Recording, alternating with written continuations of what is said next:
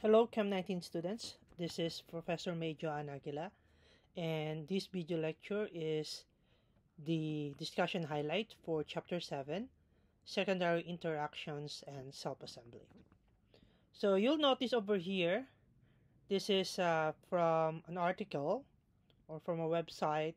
This is about the origin of life, and we can see here from the formation of Earth, stable atmosphere, prebiotic chemistry, and then when we go to the pre-RNA world, and so on, up to the diversification of life, we see that essentially the particle becomes more complicated. So this is actually the important phenomenon in the origin of life. The self-assembly, self-reorganization, or self-organization. And in Chapter 7, these are the topics that we need to take a look, or we have taken a look into. So, what are secondary interactions that are important in self-assembly? Examples of self-assembly structures, and in particular, putting emphasis on the protein structure and the formation of the soap micelle. When we talk about molecular self-assembly,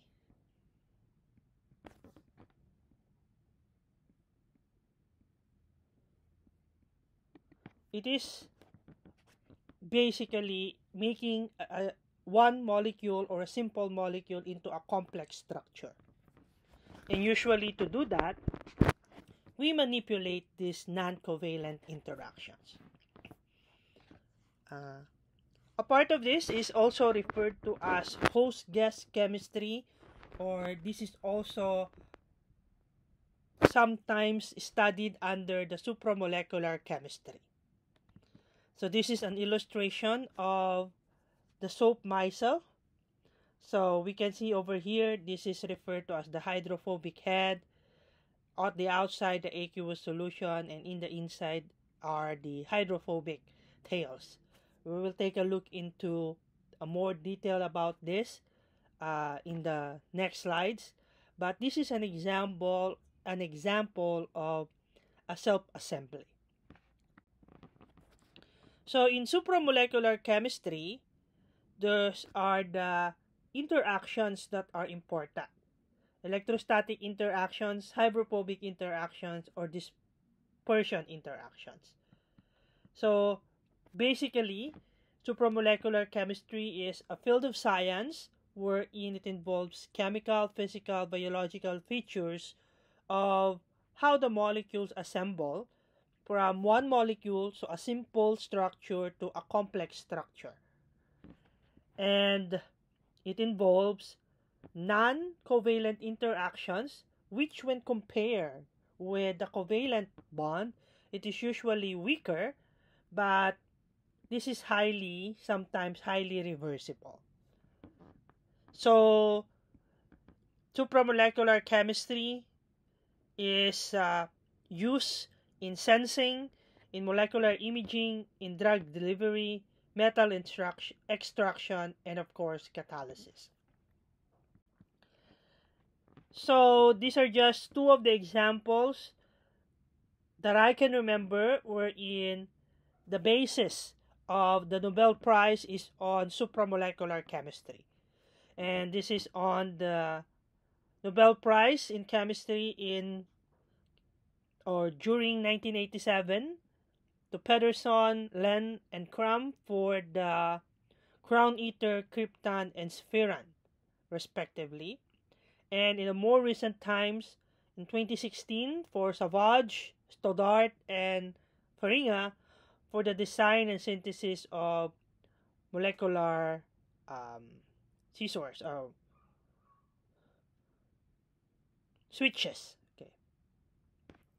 So, one aspect of self-assembly is the host-guest chemistry.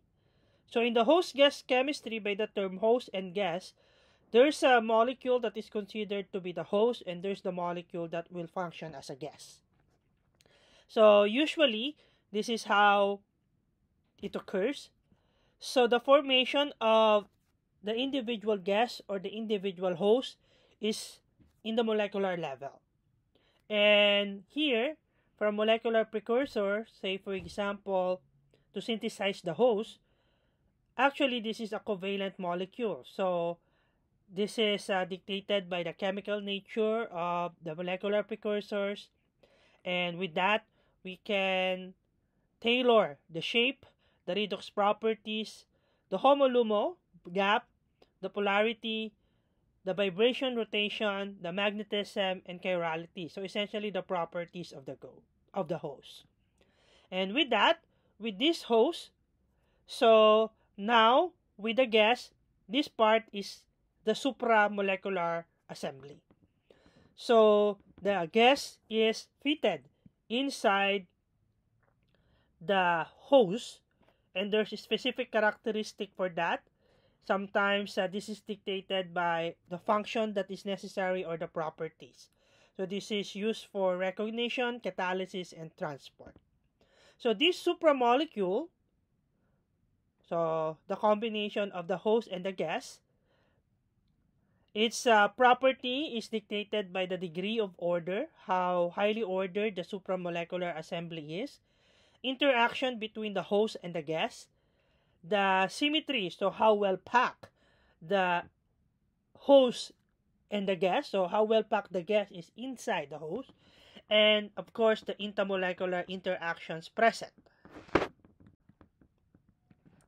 Supramolecules themselves are well-defined discrete systems. So as we've said, it has two components, the receptor or the host. The host usually has a sizable cavity wherein the gas can be fitted into. And within the host, it has some convergent binding sites or donors. The analyte or the gas, on the other hand, usually they have the divergent binding site since they are acceptors. And they are usually smaller molecules that can fit inside the sizable cavity of the host. So these are the key paradigm that is involved in the supramolecular assembly, which is different when you get to molecular chemistry. So first one, you can achieve a supramolecular assembly by crystallization. So you have the larger molecule and the smaller molecule individually, but when they combine, they make up a crystal, and that's a large structure.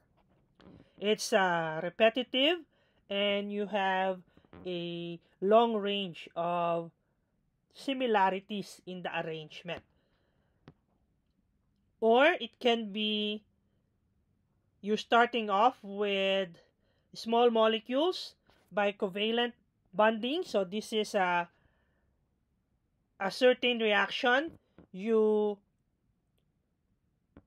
combine these small molecules in a certain fashion to make up this large host molecule.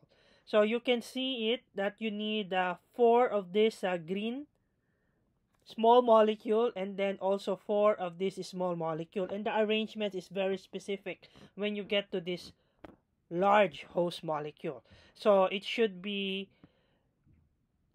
somewhat making up the purple will making up a corner, combining the 2 green. And then next, if you have a small molecule gas, now it can fit into the small or into the cavity of the host molecule, and there's interaction between, there are parts or portions in the host molecule that promotes interaction with the gas. This part, the protruding part here. Or you can also have this type of arrangement.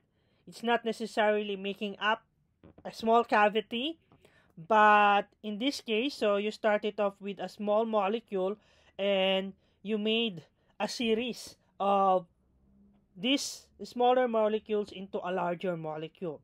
So what happened is this interacts with another say strand of this in this same fashion. So these are the interactions between the parts in the molecule that are important in the structure. So these interactions that we're seeing here, they actually dictates the assembly of the molecules into a supramolecule. And these supramolecular interactions are summarized here with approximate band energies and some examples. So we have ion-ion interaction, we have ion-dipole interaction, dipole-dipole interaction, coordination band. So to differentiate it, this is a metal with an organic group.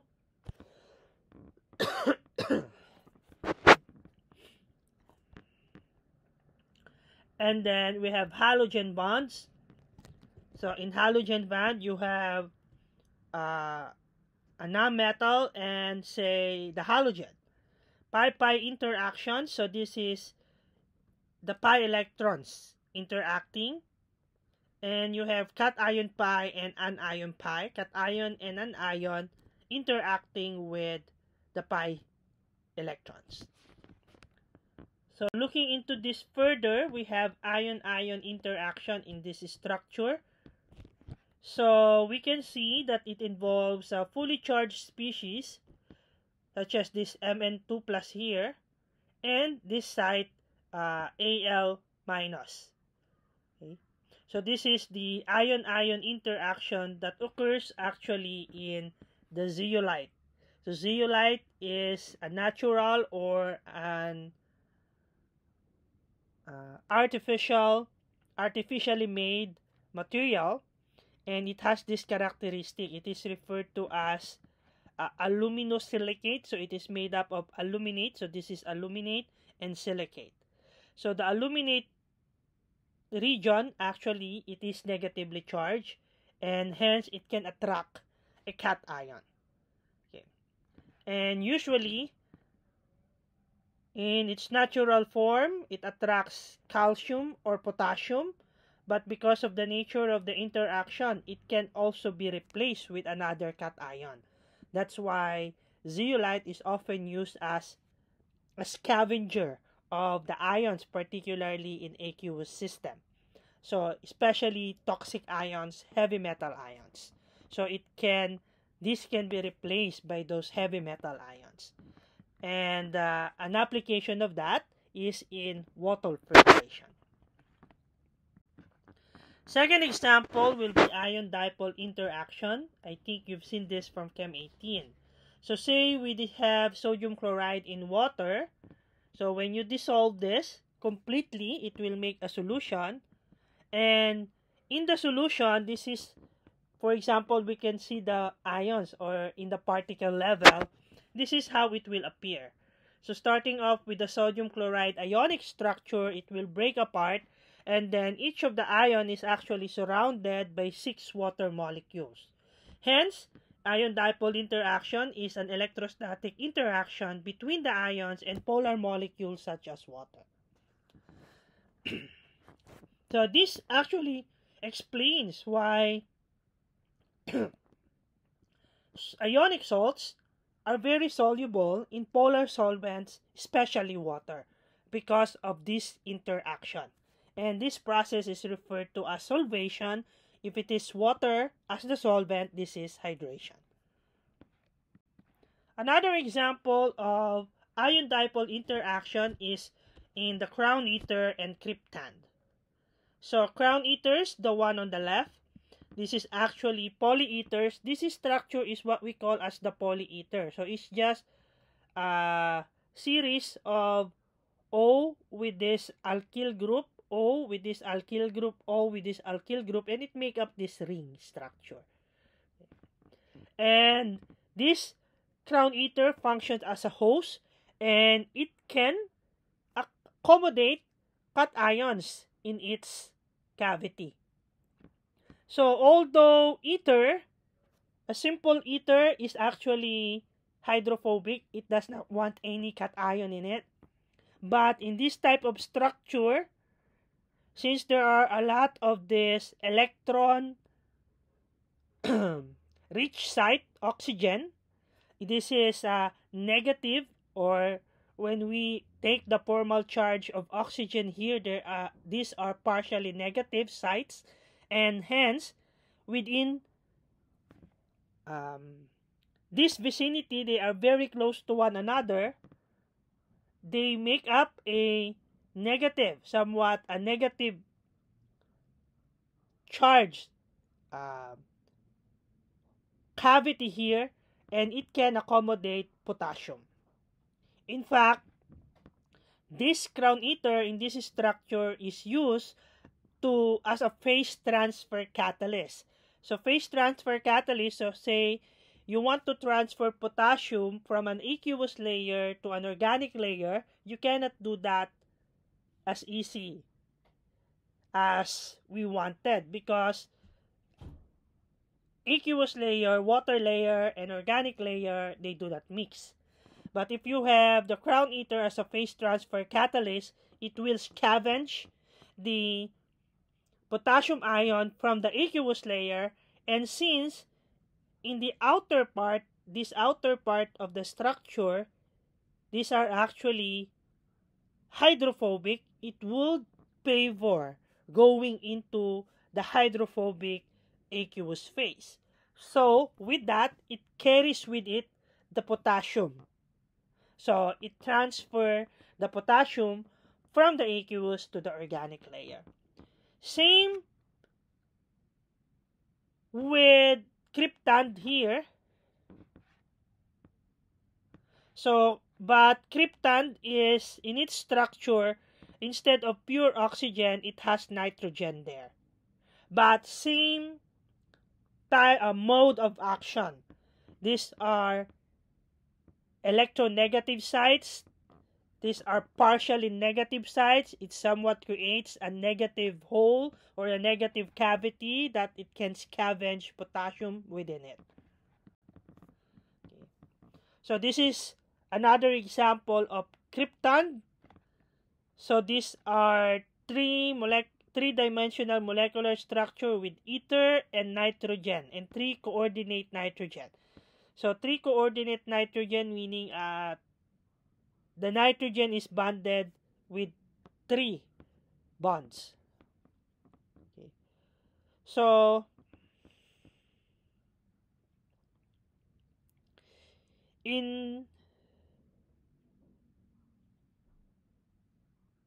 I'm sorry, I don't think this is an example of an ion-dipole interaction though.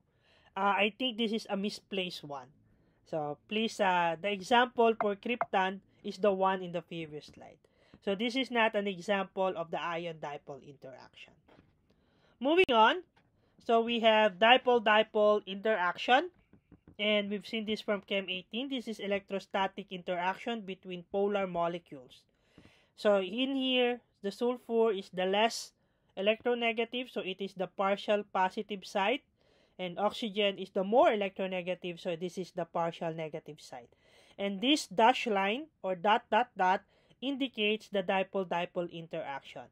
Also in the previous slides, I hope you noticed that the differentiation when we indicate the secondary interactions in comparison to covalent bond are written as a solid line, but secondary interactions are written as a dash line, or say a dot dot dot between the 2 atoms or groups that are involved in the secondary interaction.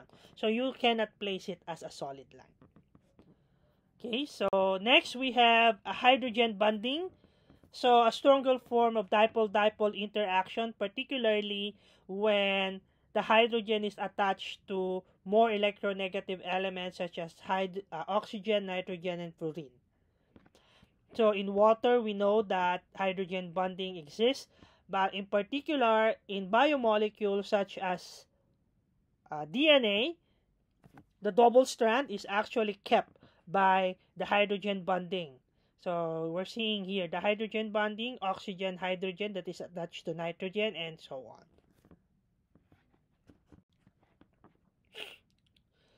Another example of hydrogen bonding is in cyclodextrin. So cyclodextrin is an oligosaccharide, so meaning it is a sugar, but it is in a cyclic structure. Unlike the ones that we've seen, for example, sucrose, table sugar, dalawang, that is only composed of, say, 2 of this. But in this case, it is made up of several, and they make up a ring. So with that, we've noticed here that we have at the outskirts, so outside the ring, that's where the OH groups are oriented. They are more oriented outside the ring. Inside the ring, you have these OH groups also, but it's not all OH group. There's also this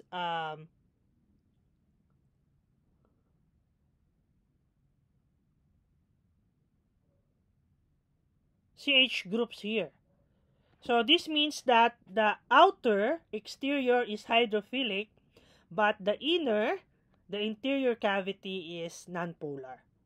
And this is important to, an application of this is in enhancing the solubility and bioavailability of drugs in our body. Okay.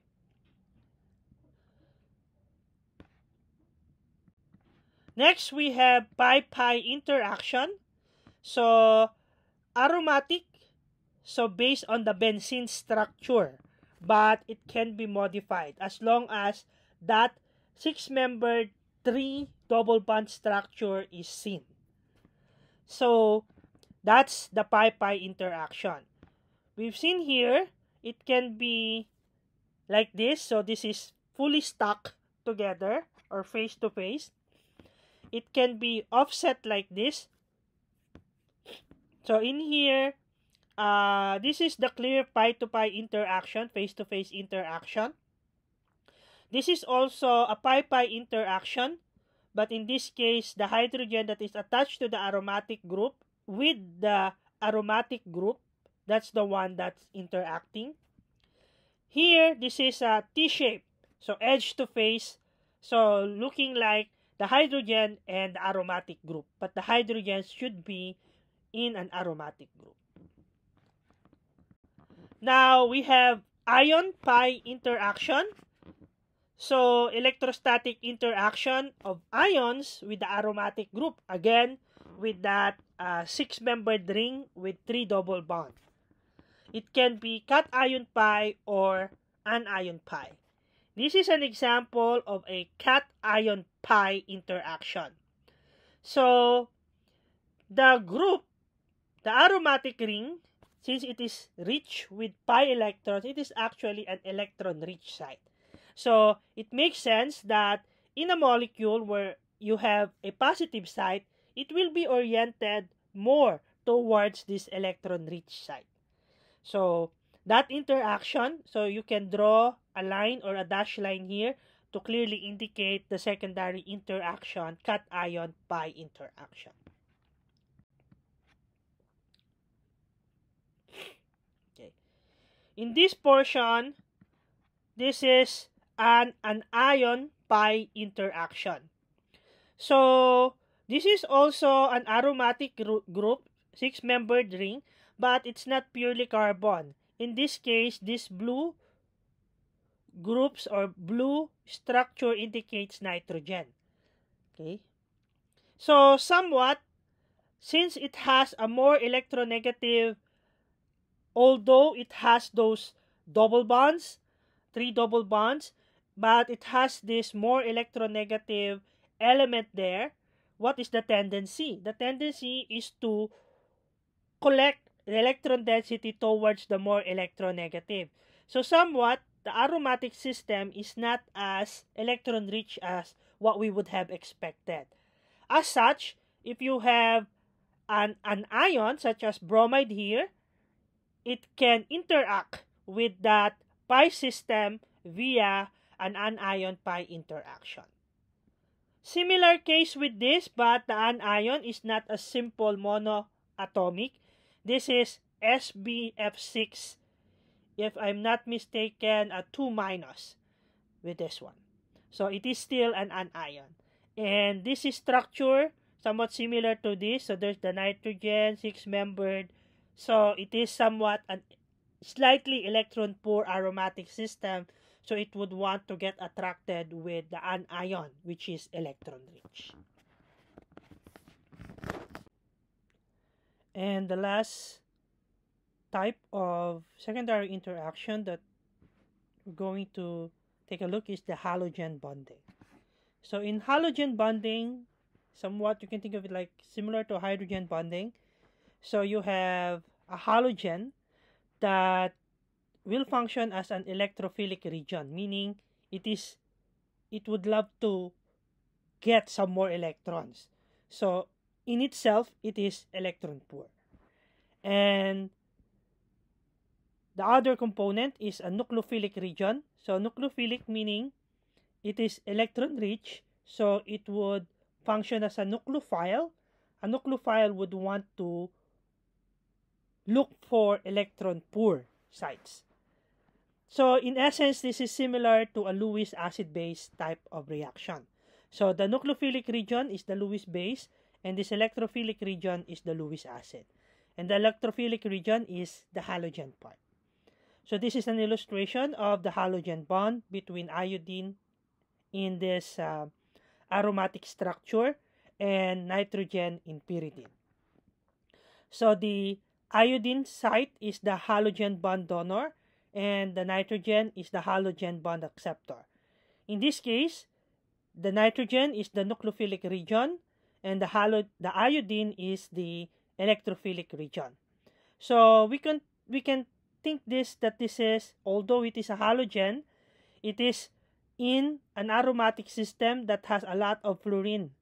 So having those more electronegative fluorine there, it would make essentially iodine as electron deficient.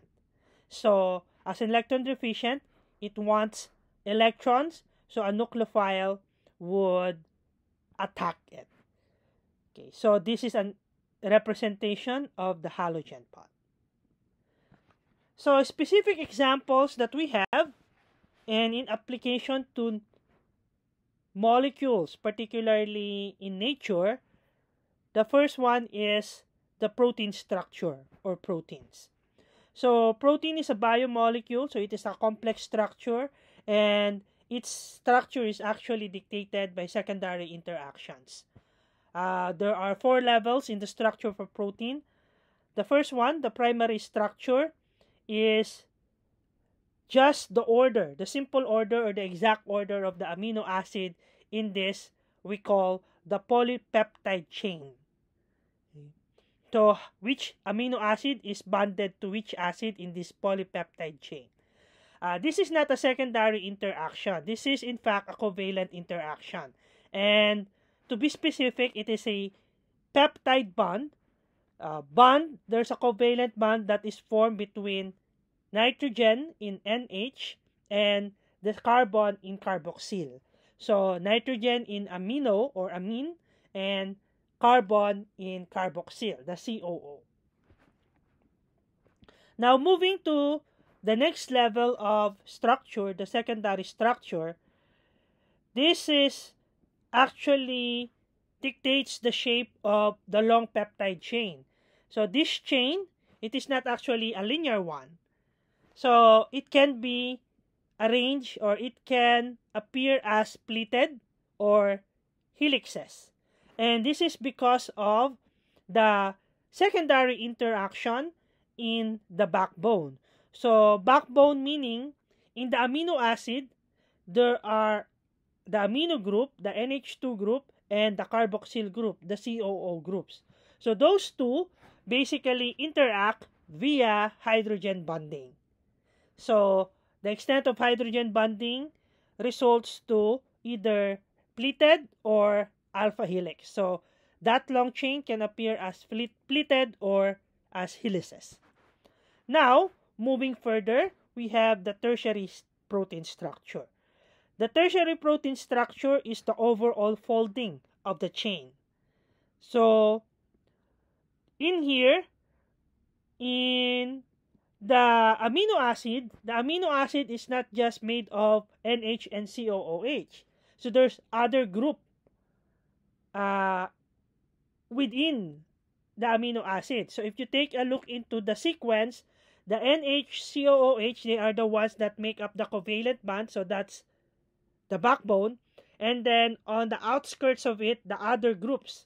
So the other groups can be oxygen containing, sulfur containing, halogen containing, or even just a simple alkyl group or aromatic group containing. So a hydrophobic group containing. So it can exhibit different type of secondary interaction, how those groups are reacting. We call those as side chains. So those side chain reactions can be, or side chain interactions can be hydrogen bonding, electrostatic forces, disulfide linkages, and the van der Waals forces, or the London dispersion forces. Okay, and this is an example of a tertiary protein structure. Okay. And the last one is the quaternary protein structure.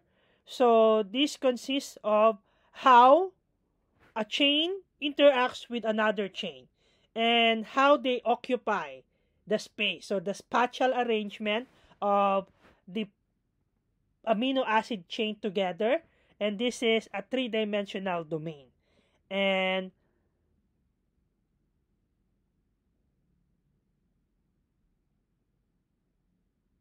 that's for the quaternary protein structure. The last example that we're going to take a look is how soaps and detergents do their cleansing action.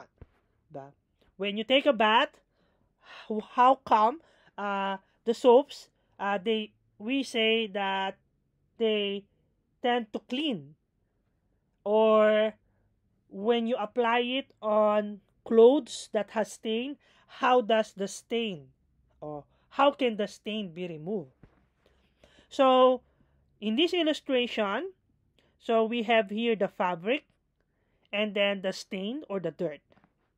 So when you dissolve that in water and the water has soap in it, so the soap is actually made of molecules of this structure.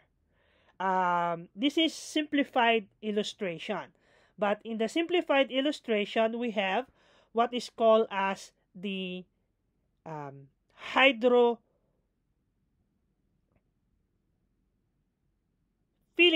head. So being hydrophilic, it has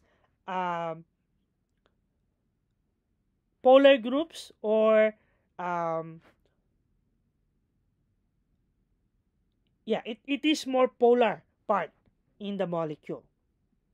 And then we have this tail. It's quite long, and it is made up of carbon chains. And as carbon chains, it is hydrophobic. So hydrophobic end, or hydrophobic tail, hydrophilic, basically water loving head.